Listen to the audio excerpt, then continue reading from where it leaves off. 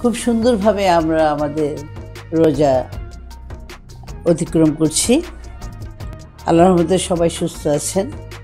তো আমাদের খাদ্য তালিকায় প্রথমেই বলেছিলাম যে আমাদের খাদ্যটা দিকে খুব নজর রাখতে হবে সবাইকে। আমাদের নামাজ কালাম ইবাদতের পাশাপাশি আমাদের ইফতার, কারণ ইফতারিকে প্রায়োরিটি দিয়ে আমরা কিন্তু অবশ্যই রোজার আমাদের নামাজ কালাম যেন আমরা নষ্ট না করি। যাই হোক, আজকে আমি এমন একটা খাবার আপনাদের কাছে মানে ইফতারে আমি তৈরি করতে যাচ্ছি, সেটা হচ্ছে আমরা সবাই সবসময় প্যানকেক খাচ্ছি মিষ্টি খাবারে। আজকে প্যানকেকটা আমি রেডি করব ঝাল নোনতা আইটেমে। এই নোনতা আইটেমে প্যানকেকটা করতে গিয়ে আমি যা যা ব্যবহার করব আমি সেটা আপনাদেরকে দেখাচ্ছি। এখানে আমি একটু ময়দা নিয়েছি, একটু কর্নফ্লাওয়ার নিয়েছি, আপনার একটু সুজি, এটা অলরেডি আমি ধুয়ে নিয়েছি সুজিটা। তারপরে আমার এখানে আছে আপনার গাজর আছে, এখানে আছে একটু পাতাকপি, তারপরে এখানে আদা গ্রেট করা, রসুন গ্রেট করা, একটু চিজ নিয়েছি, একটু মাখন নিয়েছি, মিক্সড মশলা, সব রকমের মশলা এখানে আছে। একটু পেঁয়াজ কুচি করে নিয়েছি, আর এখানে নিয়েছি একটু রোস্টেড, এটা রোস্টেড চিকেনের একটা ব্রেসের অর্ধেক অংশ। এটাকে প্রথমে রোস্টেড করে তারপরে আমি এটাকে খুব সুন্দর করে প্রথমে রোস্টেড করার আগে আমি অবশ্যই আদা রসুন হালকা দিয়ে এটা সেদ্ধ করেছি। এখানে একটু স্যুপ পাউডারটা ব্যবহার করেছি। এরপরে এটা যখন রেডি হয়ে গেছে তখন আমি এটাকে গ্রেট করে নিয়েছি। আর এখানের মধ্যে আছে আমার ডিম, আমি সম্ভবত তিনটা চারটা এরকম ব্যবহার করব। এখানে একটু দুধ নিয়েছি। এ হচ্ছে আমাদের আজকের ইনগ্রেডিয়েন্টসগুলো। আর এখানে একটু অয়েল ইউজ করব। প্রথমে আমি যেটা করব সেটা হচ্ছে আমি খামিরটাকে তৈরি করব। খামিরটা তৈরি করতে আমি এখানে একটু যেটা বললাম একটু সুজিটা নিব।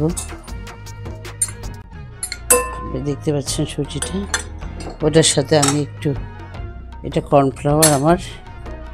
কর্নফ্লাওয়ার পরিমাণটা আমি একটু বেশি দিব, 3 টেবিল চামচের মতো দিলাম।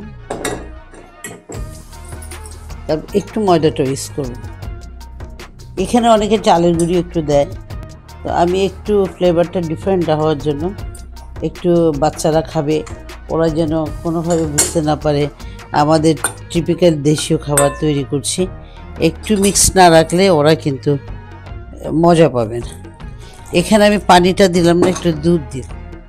দুধটা দিলে আপনারা জানেন এটা মালাইয়ের মতো হবে, ক্রিমি ভাব হবে, এটা সুঘ্রাণটাও বাড়বে, একদম অন্যরকম হয়ে যাবে।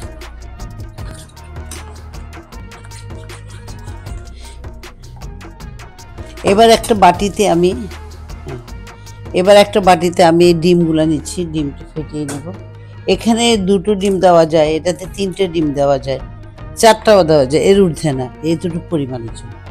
এটা হচ্ছে আপনারা যারা একটু স্বাদ বেশি বাড়াতে চাইলে বাইন্ডিংটা বেশি হয়, আপনারা জানেন ডিমের পরিমাণ বেশি থাকবে। আবার যেহেতু আমি কর্নফ্লাওয়ার ময়দা ইউজ করছি, ওখানে বাইন্ডিংটা আসবে। তো আমি এখানে আপাতত 3টে দিচ্ছি, দিয়ে আমি এখন একটু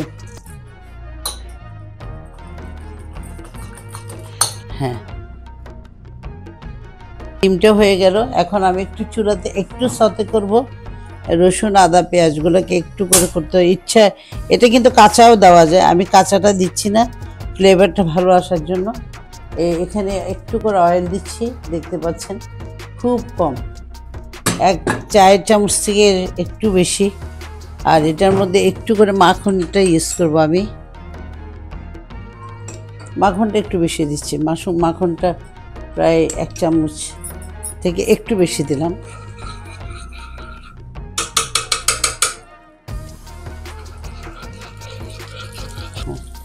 এখানে জিঞ্জার দিয়ে দিলাম, আদাটা দিলাম, পরিমাণ অনুসারে হিসাব করে দিতে হবে, একটু 1 চা চামচ ধরতে পারেন। একটু গার্লিকটা একটু বেশি দিলাম, 1 টেবিল চামচের মতো। তারপরে আছে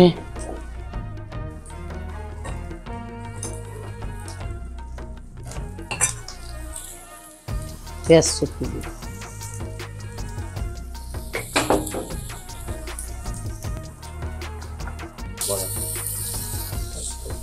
এটা আমার সতে হয়ে গেছে। এটা আমি এখন নামিয়ে নেব। সরাসরি আমি এখানে দিয়ে দিলাম, আবার এগুলোর পেস্টের মধ্যে দিয়ে দিলাম। এটা ইফতারির সময়টা কিন্তু সবসময় আমি বলি আমাদের খুব কম সময় টাইম পাই আমরা, যার জন্যে আমাদেরকে যাই করি না কেন খুব ঝটপট করতে হবে। এটা হচ্ছে আমি এত পাতলা করে করেছি গ্রেডটা, তাই আমি এটা আলাদা সতে করলাম না, গাজর আর আর যদি আপনারা পাতলা করে না করেন, কোনো কারণে একটু মোটা হয়ে যায়, তখন একটু সতে করে নেবেন। আমি যেরকম পেঁয়াজ টেয়াজ আদা টাদা সুন্দর ঘ্রাণটা আসবে মাখনের সাথে, আমি একটু করলাম। দেখেন কি সুন্দর একটা খামির হয়েছে। এখন এটাতে আমরা যেটা দিব সেটা হচ্ছে একটু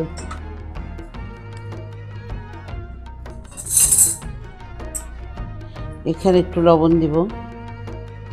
লবণটা সবসময় আমাদের খুব হিসাব করে দিতে হবে, বুঝে দিতে হবে। আর এখন রোজার কালে কিন্তু আমাদের কোনো নেই, সুযোগ নাই, তাই না, চেখে দেখার। এক টেবিল চামচের মতো আমি মশলাটা দিলাম। এটা যদি বলেন লবণের পরিমাপ কিভাবে রাখবেন, হ্যাঁ এটা খুব একটা বিষয়। যেমন আমি এই ডিমটা ফেটলাম, আমি একটু ঠিক এরকম এক চিমটি লবণ এখানে দিয়েই দিলাম। মাখনে মোটামুটি লবণ থাকে। যখন আমি দুধটা ঢালবো তখন আমি 4 চামচ একটু করে দিয়ে দেব। শেষ, সবজি ওটা রিকভার করে নেবে। আর যখন আমি এটা রোস্টেড, এটা আমি কিন্তু আগে করে রেখেছি।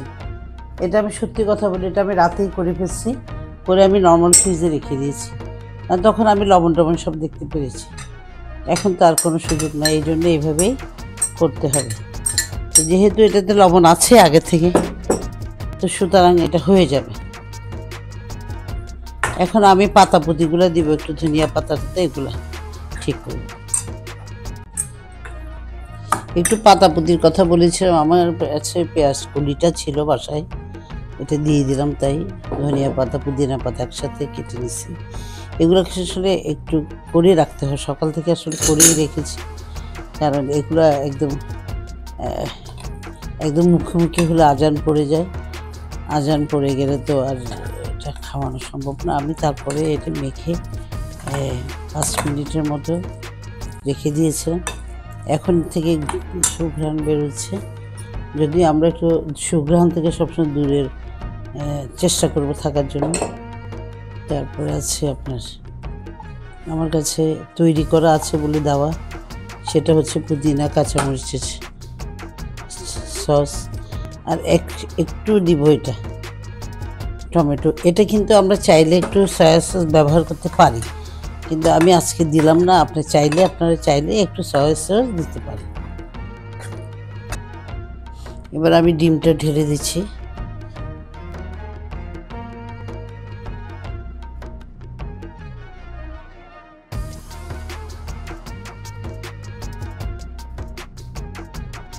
পারফেক্টলি হয়ে গেছে। আমি শুধু কিন্তু এখানে 3টা ডিম ইউজ করেছি, 4টা দিই নেই। তবে এতটুকু আমার মনে হচ্ছে আমার খামির থেকে সব পারফেক্ট। এখন আমি একটু গ্রেট করে দিব এটা দিব পরে। প্রথমে আমি একটু ব্রাশ করব মাখন দিয়ে, মাখনের ব্রাশটা করব। এখানে একটু মাখন দিলাম, এখানে একটু দিলাম,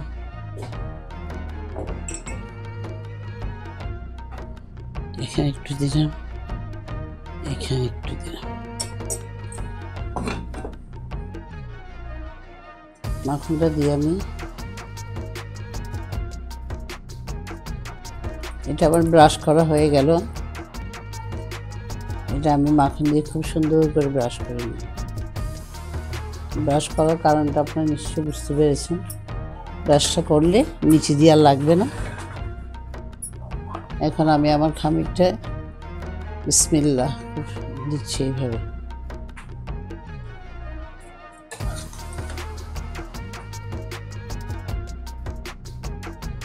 আমাদের সব কাজে আমরা অবশ্যই চেষ্টা করব যে বিসমিল্লাহ শব্দটা ব্যবহার করতে, কারণ বিসমিল্লাহটা আসলে বরকত। বিসমিল্লাহ করে শুরু করলে কিন্তু অনেক বরকত হয়, আমি দেখেছি, এটা প্রমাণিত।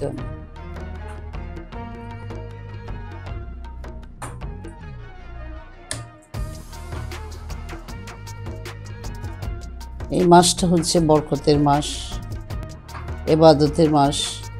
আমরা যেহেতু কাজে থাকি, সবসময় আমরা একটা কমপ্লেইন করি, আমরা গৃহিণীরা, সত্যি কথা শুধু বলতে থাকি যে আমরা এত কাজে থাকি, এই জন্য ঠিক মতো আমরা ইবাদত করতে পারি না, এই সেই, আমাদের গোসল দেরি হয়, খাওয়া দাওয়া তৈরি করতে করতে নামাজ অনেক সময় কাজে হয়, এটা করা যাবে না।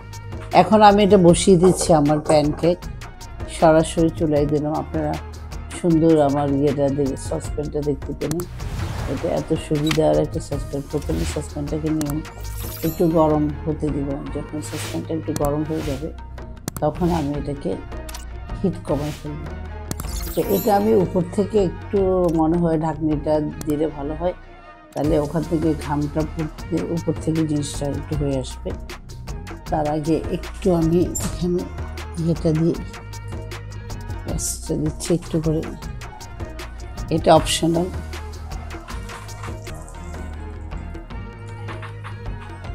এখন আমি একটু ইয়েটা আসলে ভুল হয়ে গেছে আমার, আমি একটু চুলার আঁচটা কমিয়ে আমি আরেকটা কাজ করি, সেটা হচ্ছে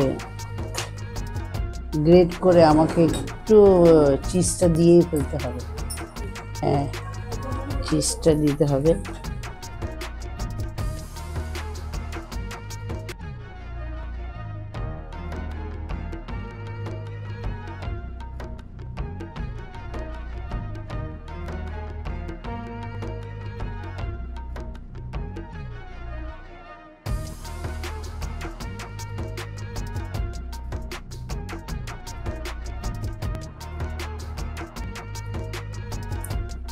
আমি কিন্তু সসপ্যানটাকে একটু গরম করে তারপর ঢালছি।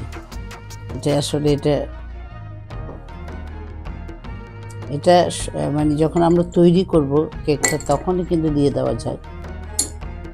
এখন আবার আমি চুলাতে দিচ্ছি, আপনি দেখতে পাচ্ছেন। এখন আমি এখানে একটু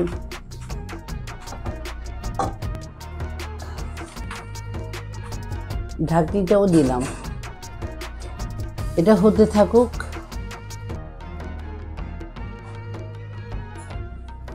ভিউয়ার্স, আমি এবার আমার প্যানকেকটা চেক করছি। আপনারা দেখতে পাচ্ছেন দুই পাশে দিয়ে একটু প্রায় খুলে গেছে, মানে এটা হয়ে গেছে। কিন্তু এটা নড়ছে অলরেডি, এই সুন্দর হয়েছে, এটা নড়ছে, এভাবে নড়তে হবে, এটা খেয়াল রাখবেন। কিন্তু এটার উপরটা চিজটা একটু পোড়াভাবটা আমি করতে, এইভাবে খাওয়া যায়, আমি একটু পোড়াভাব করব। তাহলে পোড়াভাব যদি করতে হয় তখন কিন্তু যেটা করতে হবে সেটা হচ্ছে আমরা চিজটা একটু পরে দিই। আমি এখন এটাকে উল্টিয়ে দিই।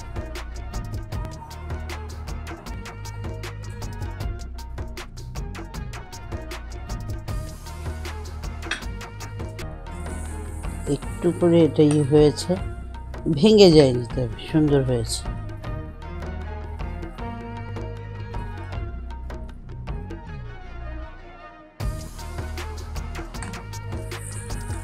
একটু বেশি হয়ে গেছে, তো আমাকে এটা খেয়াল করতে হবে, আপনাদেরকেও খেয়াল করতে হবে। এটা ব্রাউন কালার হলে বেশি সুন্দর। আমি তারপরে এই পিঠে একটু করে দিলাম, তারপর আমি কিন্তু নামিয়ে নিই। এটা হতে আমার সময় লাগছে, আমি যেটা হিসাব করলাম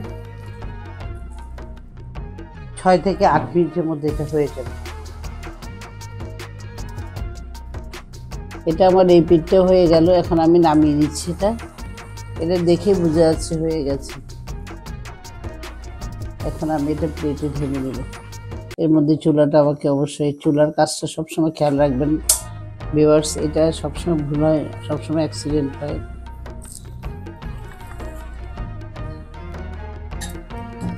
এইভাবে দিতে পারি আমরা। বেশ সুন্দর ইয়ামি হয়েছে।